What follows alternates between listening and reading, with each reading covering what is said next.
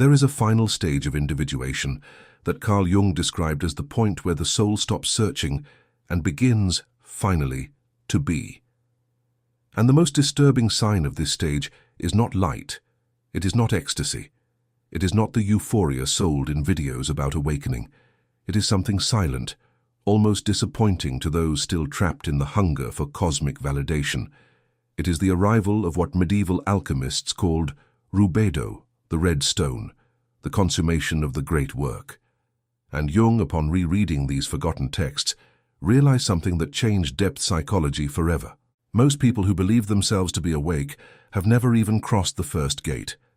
They have mistaken the fleeting brightness of albedo, the white clarity of initial cleansing, for the red gold at the end of the path. And in this deception, they have built a new prison more subtle than the previous one, decorated with mantras, techniques, and the proud identity of the awakened. But there is a detail that almost no one mentions. Jung observed that the true end of the journey announces itself by the exact opposite of what the ego imagines. There are no fireworks. There are no synchronicities firing all day long as if the universe were an affectionate slot machine. There is no permanent feeling of spiritual lightness. There is, instead, a strange silence, a benign unimportance, a very specific death that no one wanted to warn you about. And it is precisely this sign that separates those who have read Jung from those who have been pierced by him. If you have felt lately a diffuse fatigue regarding gurus, techniques, new teachings, and manifestation methods, pay attention. If you notice that you have stopped wanting to prove to anyone that you have changed, that you have evolved, that you have finally understood life, pay even more attention.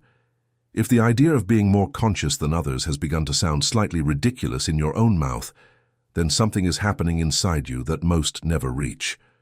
Jung would call this the beginning of the final descent toward the self. And it is here that true individuation begins to burn the last skin of the persona. The human psyche, according to Jung, goes through three great alchemical phases. Nigredo, when life crumbles and the old identity is reduced to ashes. Albedo, when illusions are washed away and the shadow begins to show itself unveiled. And Rubedo, when the soul reintegrates all opposites and something profoundly new is born. But there is a dark trick within this process. Most people stop in the middle of albedo. They reach some emotional stability, read a few books, go to therapy for a while, have beautiful insights about childhood, and then commit the fatal error. They confuse clarity with conclusion. They confuse relief with arrival, and without realizing it, they transform the healing process itself into a new character, a new persona, even more difficult to dismantle than the old one, because now it believes itself to be enlightened. Jung wrote that no one reaches enlightenment by imagining figures of light, but by making the darkness conscious. And this sentence, which we will repeat a few times throughout what follows, is the silent refrain of all Rubedo. No one reaches enlightenment by imagining figures of light, but by making the darkness conscious. Keep this, because every sign we are going to describe below is, at heart, a variation of this single truth. If you are someone who has always felt too intense, too sensitive, too deep for the environments you have inhabited, then what follows is not information, it is recognition.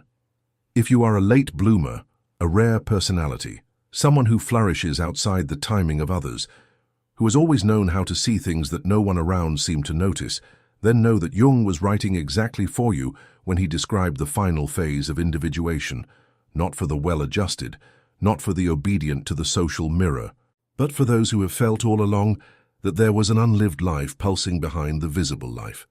Comment below the word alchemia if this phenomenon has found you, not as performance, not as proof of belonging, but as a symbolic gesture, as a silent mark of one who recognizes their own calling. Alchemia, just that. Those who understand, understand. The first true sign of Rubedo is the end of internal separation. And here lies a paradox that confuses almost everyone. You spend years trying to differentiate yourself from the masses, trying to awaken, trying to raise your frequency, trying to be more conscious than the sleepers around you, and then without warning it collapses. Not because you gave up, but because something within you understood, at a level beneath words, that this separation was the last rampart of the colonizing ego. Jung would call this the dissolution of spiritual inflation. The ego, seeing that it can no longer feed on the identity of the sufferer, tries to rise again as the enlightened one. And it is precisely this last mask that falls in Rubedo. You begin to feel, with a calm strangeness, that you belong to the entire human experience, not above it, within it, with it, being it. And here appears the second sign, even more subtle. Your emotions return with full force, but something has changed in the relationship. Sadness returns, but it does not knock you down. Joy comes back, but does not need to be held onto. Anger pulses, but does not command. Desire burns, but does not enslave. There is an alchemical word for this new condition. Integrated enantiodromia, the capacity of the psyche to contain opposites without needing to choose between them. Jung said that psychological health does not consist in eliminating the shadow, but in living with it without being directed by it. And that is why many people who call themselves awakened, but are actually still halfway there, show a revealing symptom. They overreact to any criticism. They need to silence those who disagree. They confuse peace with anesthesia. Those who have reached Rubedo do not run from their own emotions, nor do they perform them. They simply inhabit them. But there is a third sign, and perhaps it is the most beautiful of all. Manifestation ceases to be born of lack. You stop desiring like someone trying to plug a hole. The old desires, those that came from scarcity, simply lose their flavor, and in their place emerges something new, almost unrecognizable. A desire born of fullness, not void. A will to create, not to prove. A will to build, not to compensate. And here is the revelation that destroys almost the entire modern law of attraction industry. Jung would never argue that you attract what you think. He would say, rather, that you attract what you are at the deepest level, in that which you have not yet integrated. Your external reality is not a response to your thoughts. It is a reflection of your unconscious. And as long as the shadow is in command, no technique will truly work. And this is where we need to talk about the silent villain of this process, the persona, the good child who learned too early how to please, the functional adult who suffocated the intense, the strange, the wild, the sensitive, the person who built an entire life upon an acceptable character, and now cannot understand why everything feels, deep down, a little empty. Jung observed that the greatest suffering of modernity is not the lack of purpose. It is the unlived life. It is that version of you that was silenced so that the acceptable version could thrive. And this buried part does not disappear. It waits. It burns. It appears in the form of a symptom of illness, of a relationship that repeats, of a career that sickens, of existential boredom that no technique can resolve. And here is the problem that must be stated without beating around the bush. Understanding Jung intellectually changes nothing. Reading dozens of books on individuation, watching hundreds of videos on the shadow, memorizing archetypes, learning the entire vocabulary of depth psychology, all of this can ironically turn into a new form of escape. A more elegant, more cultured, more sophisticated persona, but still a persona. You feel it, don't you? You recognize the concepts. You know what projection is, what golden shadow is, what is anima, what animus is. You know almost everything. But in the silence of the early hours when no one is watching, the same wound still aches, the same patterns still repeat, the same unconscious choices still command. Because conscious knowledge alone does not dismantle decades of conditioning, integration requires a process. It requires a method. It requires a path that few were ever taught to walk. And it is exactly about this path that we need to talk now. Your shadow is driving your life, and you call it bad luck. One more year of pretending, and it will break you for good. O Código do Despertar is the 28 keys that Jung did not finish, organized into a complete system of individuation, applied for those who have already read, have already understood, but have yet to integrate. The complete framework for the crossing of the Nigredo, the Albedo, and the Rubedo is in the first pinned comment of this video. This is no longer a theory about archetypes.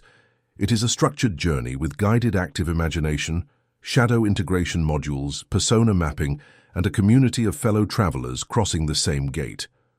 There have been people who spent years reading Jung alone, thinking that understanding was enough, and who only managed to integrate their own golden shadow when they followed a concrete structure. What years of solitary reading did not deliver to you, a structured integration process delivers. The spots for the circle are limited because the work requires presence. For those who are ready, the access is in the first pinned comment. But first, let me show you the next layer of this, because the deepest sign of the Rubedo has not yet been spoken. And the sign is this: you stop trying to fix others. You understand on an almost cellular level that each person walks at their own alchemical pace. You abandon the role of savior, of unsolicited guide, of compulsive mentor to those who never ask to be guided. And in this renunciation, something very powerful happens. The psychic energy that was being spent on projection, on fixing, on explaining, on illuminating others, returns inward. And for the first time, you have energy for your own work. Jung would say that most of the effort we call altruism is, in reality, projection of one's own unintegrated shadow. When we stop trying to heal in others what we have not yet faced in ourselves, we leave others in peace. And we leave ourselves in peace too. And here arises the next discovery. The end of the internal war. That voice that criticized you without stopping, that internal judge that measured every gesture, every word, every flaw, begins to quiet down. Not because you silenced it, but because it lost its function. The psyche, when it integrates enough of the shadow, no longer needs an internal inquisitor, and a strange calm sets in. You still make mistakes, but the mistake ceases to be a catastrophe. You still fail, but failure ceases to be an identity. You still feel fear, but fear ceases to be the commander. Write in the comments the phrase, "Eu integro o que enterrei," not as a positive affirmation, not as a manifestation of desire, but as a symbolic recognition of an internal pact. Eu integro o que enterrei. Whoever writes this phrase conscious of its weight is saying something to their own unconscious. They are opening a door. They are initiating something that perhaps you do not yet have the words to describe.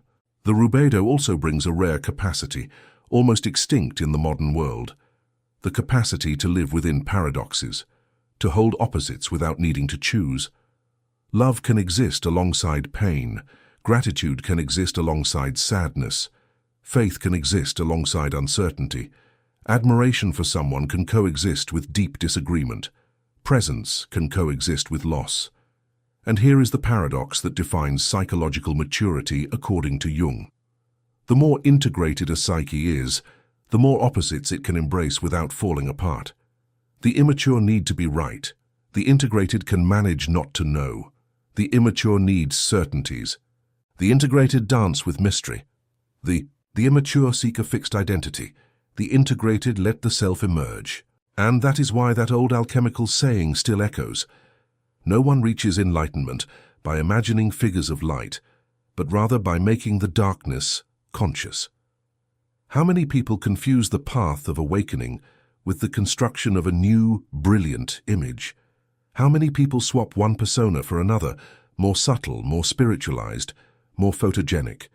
And how many people, after years in this hunt, discover they were merely recycling the same ego in new clothes? There is also the return of creativity, but not that anxious performative creativity, obsessed with results. A calm creativity arises. Projects appear without desperation. Ideas flow without the need to sit and force them. Inspiration ceases to be a chore and becomes a visitor once more. And this creativity, according to Jung, is the clearest sign of a psyche reconnected with the self. Because true creation is not born from the effort of the ego. It is born from listening to the unconscious. It is born from the dialogue between the conscious and the deepest part of the psyche. It is born when the shadow stops being a saboteur and becomes raw material. The past also undergoes a curious transformation. Memories remain. The facts do not change, but something in their emotional weight reorganizes itself. That which once consumed you now simply becomes part of the landscape. That which once was a prison is now mineral.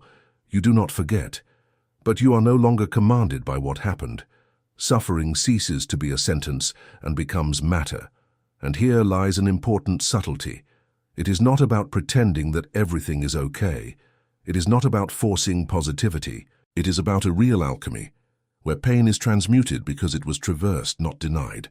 And then comes the most subversive sign of all, the end of the dependence on external validation. Criticism continues to exist.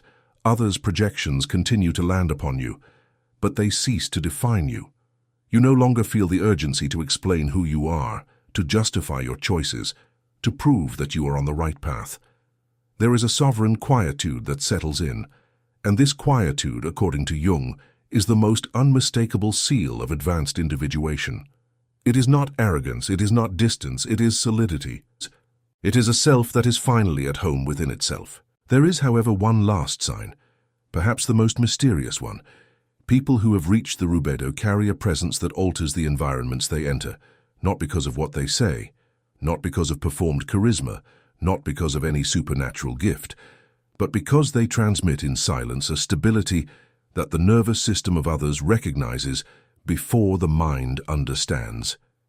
People feel safer around them, more authorized to be real, more whole. And this is not a technique. It is a consequence. It is a natural reflection of a psyche that has stopped being at war with itself. Jung observed that the integrated individual has a silent influence far greater than any preacher, because the world reacts to integration, not to words. And here we reach the final revelation that Jung left implicit in almost all of his work. The law of attraction, read through the lens of depth psychology, is not about controlling the universe with thought. It is about stopping the resistance to what you truly are. External reality, when observed with depth, is always a mirror of the most unconscious state of the one who perceives it. Change the unconscious, and reality changes. Try to change reality without touching the unconscious, and nothing truly changes. That is why most techniques fail, not because they are false, but because they act on a superficial level while the deep remains intact. And it is precisely to the deep that we must return. Remember, for those who are ready to go beyond intellectual understanding, the integration system with the 28 keys that Jung left unfinished is in the first pinned comment of this video. Not because reading more solves it, but because without a structure the mind always returns to old cycles. The awakening code was designed for this. The exact moment you are in right now, where understanding already exists, but integration does not yet. And to close this crossing, write the word Rubedo in the comments if you are walking along this path. Just that, Rubedo, like a silent signature of someone who has recognized their own stage, like an intimate pact with their own self, like a sign that something has been touched, even if you do not yet know how to name it. Most people will continue seeking techniques to manifest a new life. They will continue swapping one persona for another. They will continue calling what is still an elegant flight from their own shadow spirituality. But there is an uncomfortable question that Jung at the end of his life left in the air, and which must be asked here without softening. What if the universe is not waiting for you to learn more? What if it is, in fact, waiting for you to abandon the last false identity you are still trying to protect? Because Rubedo does not arrive when you add something. It arrives when you finally let go. And what needs to be let go, almost always, is exactly what the ego defends the most, that which you call you, that which you mistake for your essence, but which is merely the last wall between you and the self. No one reaches enlightenment by imagining figures of light, but rather by making the darkness conscious. Perhaps this sentence only makes complete sense after life breaks us enough to stop trying to fix it. Perhaps Rubedo is, deep down, just that. Not the attainment of a higher state, but the end finally of the flight from oneself. And here, without a farewell, without a moral, without a promise of continuation, the silence of the end. Because some truths do not ask for applause, only recognition, and those who have made it this far already know.